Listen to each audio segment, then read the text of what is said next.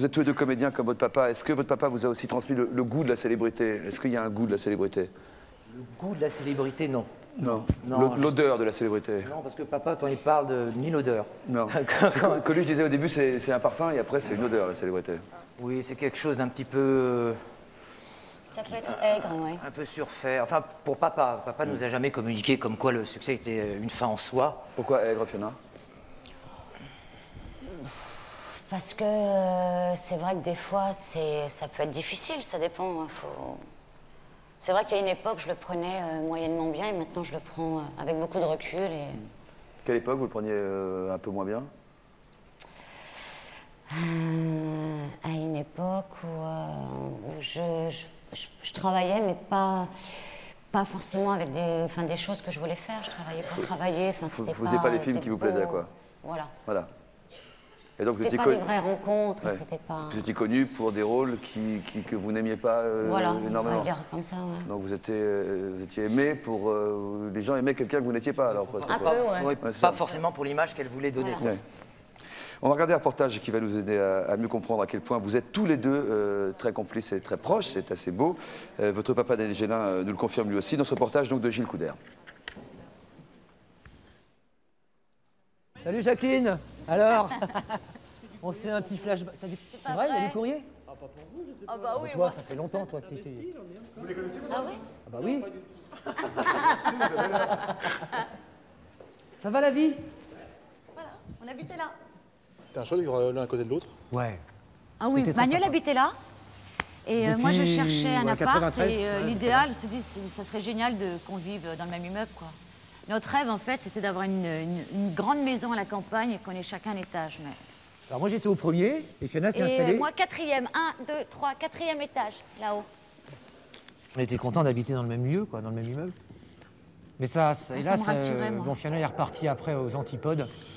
Mais c'était bien agréable, hein, c'est Ouais, vrai. nous, on était bien. Je faisais office un peu de grand frère. Mais puis de temps en temps, on se croisait là, sur le perron. Oh bon, on va au cinéma, vous faites quoi? Enfin bon, c'était marrant. Puis tu venais à la maison aussi. Oui, souvent. oui, moi je venais à la maison de temps en temps, oui. Et, C'était bien pratique, ça. les j'aimais bien, machines. ça. Ah, c'était cool. Sinon, Chez les Gélin, de père en fils ou de père en fille, la célébrité on connaît. Et la famille est quelque chose de sacré. Durant leur jeunesse, Fiona et Manuel ne se sont jamais quittés. Adultes, ils ont passé 2 ans ensemble dans cet immeuble. Mais aujourd'hui, Fiona partage sa vie entre le Sud-Ouest et Paris. De toute façon, tu sais que des fois, Tu sais, je vais te dire on une nous chose. prenait même pour des couples, pour un couple. Je vais te dire, on était jeunes. sans aucune ambiguïté, depuis quelque temps, c'est vrai qu'on se voit un peu moins. Donc on a besoin d'un contact un petit peu tactile, câlin, comme ça, c'est tout.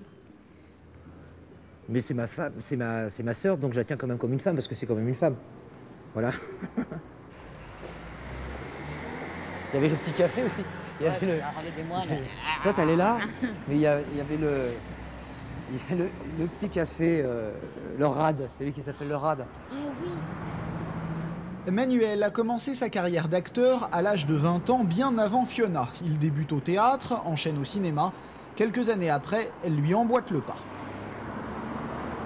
Moi, ça fait plus d'effet quand je le vois au cinéma avec la musique qui commence et le nom qu'au théâtre. Au théâtre, la sensation et l'émotion est quand tu le vois sur scène, quand tu es dans le public. Quand elle a fait Parole de flic avec Delon, Delon, ça passait pas inaperçu, enfin ça passe rarement inaperçu. Donc Fiona a fait toute la campagne avec Delon, les couvertures, les machins. C'est pas dur à vivre, ça. C'était plutôt agréable. Hein. Non, mais Manuel, il est. Oh, moi, il n'y a alors, aucune jalousie, au contraire. Ça C'est aurait ça pu, qui est Fiona, formidable. Ça aurait pu. Fiona, ça a démarré d'une façon plus rapide. Ça me paraissait légitime parce qu'elle était belle, parce qu'il y avait une demande à ce moment-là. C'est vrai qu'un de mes, pas de mes rêves, mais de mes buts réels, c'est de mettre en scène, de réaliser un film avec un rôle que j'aurais écrit pour Fiona.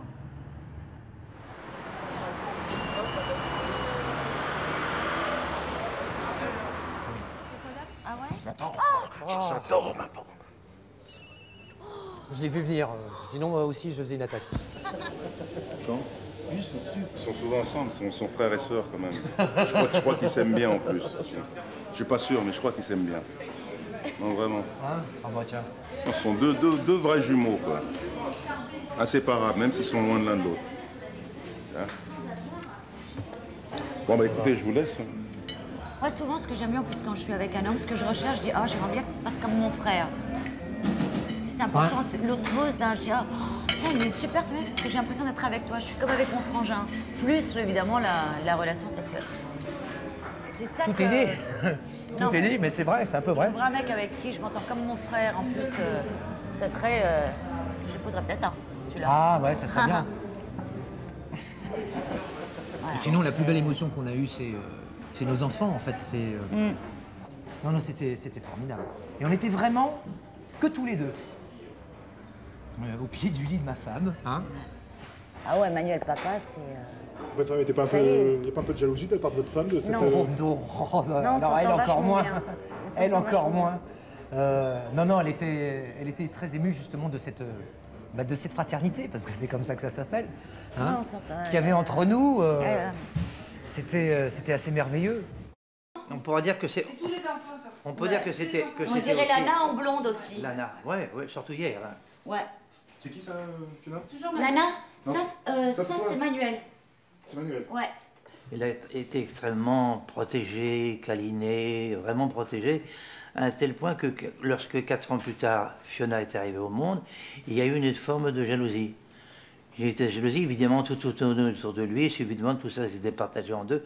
Alors il y a eu une sorte de jalousie, mais enfin, pas grave, mais comme ça arrive souvent dans les familles. Alors il était tellement jaloux qu'il avait dit, je me souviens un jour, on a reçu un coup de téléphone d'une nurse de chez Vadim. Il a dit, ma petite sœur, elle est pas belle, je vais la foutre par la fenêtre. Mais lorsque par hasard ils sont fâchés l'un avec l'autre, ils en sont malades. Ils en sont malades. Je veux dire que pour un rien, ils sont émus l'un par l'autre. Et il y en a, disons aussi des admirations réciproques. Enfin, je ne sais pas lequel admire le plus, mais tous les deux sont en admiration l'un vers l'autre. Et pour moi, à chaque fois que je les vois, c'est ma plus grande récompense. Est-ce que vous avez pensé à un moment que de faire ce métier de comédien aurait pu briser un petit peu cette amitié, cette fratrie qui existe entre eux? Ah non, au contraire. Ils font le même métier, ça les rapproche même quelque part. Le coup de pouce dans ce métier, Fiona l'a connu en 82 lorsqu'elle pose nue dans des magazines. Sa carrière au cinéma démarre réellement à cette époque. Finalement, c'est d'après une photo dite porno, dite un petit peu osée, que finalement elle a eu son premier engagement au cinéma. Par conséquent, je ne pouvais pas être contre. Puis moi, quand j'étais en Italie, quand je tournais, tous mes amis italiens m'étaient essayé. Il y a des photos de Fiona très dénudée. Je dis, ben oui, ben ça prouve qu'elle est bien foutue. Je l'ai pas loupé, je l'ai pas... Il était beaucoup mieux foutu que moi, donc je ne pouvais pas être jaloux de ne pas faire Playboy, ou lui. La seule chose, je me suis dit, comme on est dans un pays où les étiquettes se collent facilement et se décollent très difficilement, je me suis dit, de commencer par ça, on va la cataloguer, forcément, compartimentée dans quelque chose qui n'est pas forcément ce qu'elle désire faire. Là, il est prêt à se battre pour elle, alors pour la défendre, sa réputation, et ça, quelquefois, je lui ai entendu dire, je vais aller casser la gueule au metteur en scène. Ah oui, ça me rappelle un truc. Je m'en souviens très bien. Non, malgré lui, à cause de l'âge, il a un côté protecteur. D'abord parce que Fiona a besoin d'être protégée, et puis qu'il y a entre eux un amour indéfectible, absolument profond, extraordinaire, et qui durera toute leur vie. Ça, c'est quelque chose de très très fort, très très fort. Un reportage de Gilles Couder.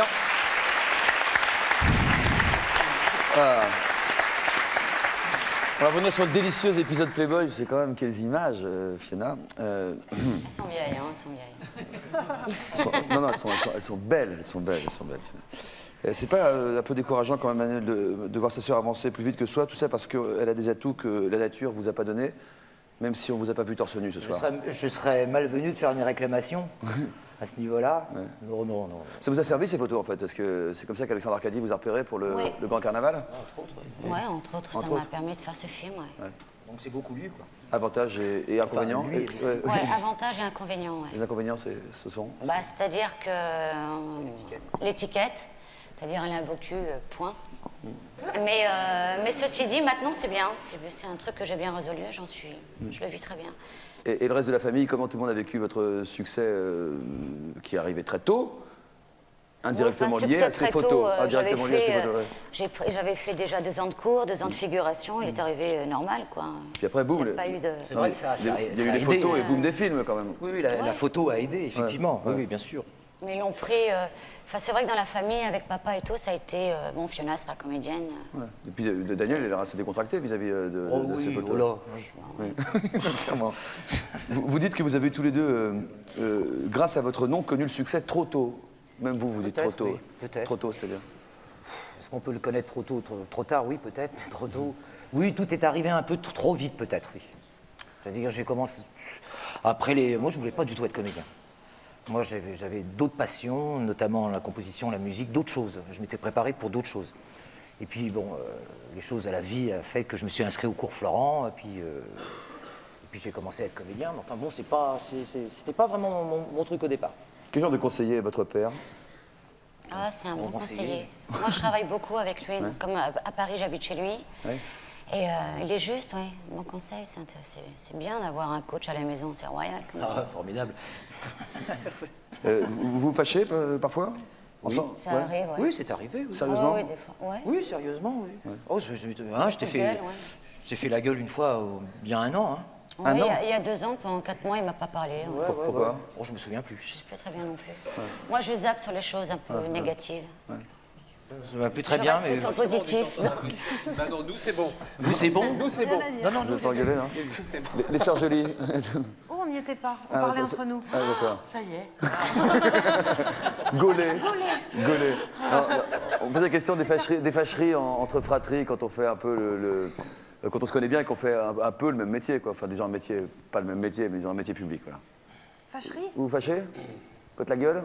Eux, ils disaient qu'ils ne sont pas parlé pendant 1 an, par exemple. Ils disaient il y a un instant. C'est vrai? Non, là non. C'est vrai. Mais déjà, les rapports frères et sœurs et frangines, enfin moi j'ai une petite sœur, on a une petite sœur, c'est très différent. J'ai pas du tout les mêmes rapports avec votre Manuel mari, qu'avec Laura ou Maria. Faut pas oublier quand même la fratrie. C'est très différent. C'est un ensemble de frères et sœurs. La fratrie, c'est pas une corporation, c'est pas forcément au départ faire le même métier. Mais quand on fait le même, ça change un peu les choses quand même. Oui, mais justement, ce qui est intéressant, c'est de se rendre compte que, à l'inverse de ce qu'on peut penser, finalement, faire le même métier, ça unit beaucoup plus que ça désunit. Parce qu'on est beaucoup plus complices, parce qu'on connaît les mêmes peurs, les mêmes émotions, les mêmes risques, les mêmes réussites. Aussi, oui. Donc finalement, Vous êtes déjà engueulés tous les deux? Fâchés sérieusement, même pendant longtemps? Non, ça part vite, ça. Bien sûr qu'on s'engueule, bien sûr. Comme disait Manuel par rapport à Daniel Gélin, et on voit très bien Daniel et Fiona, comment ils sont dans la gloire. Daniel m'a beaucoup parlé de ça. C'est vrai que c'est un très grand conseiller, un très bon conseiller. Et moi, je me souviens d'une conversation avec Daniel sur la gloire, justement, à l'époque où ça chauffait vraiment et où j'avais la sensation de perdre un peu, pas la tête, mais le sens de ce qui se passait. Et Daniel me dit, tu sais, Francis, méfie-toi de la gloire, elle traîne avec elle son cortège de malédictions. J'ai eu mon lot de malédictions, ne va jamais au-devant d'elle. Laisse-la venir de temps en temps, mais ne va jamais au-devant d'elle. Et on peut vivre très heureux dans ce métier sans se prendre pour ce qu'on n'est pas, quoi. C'est-à-dire quelqu'un d'extraordinaire.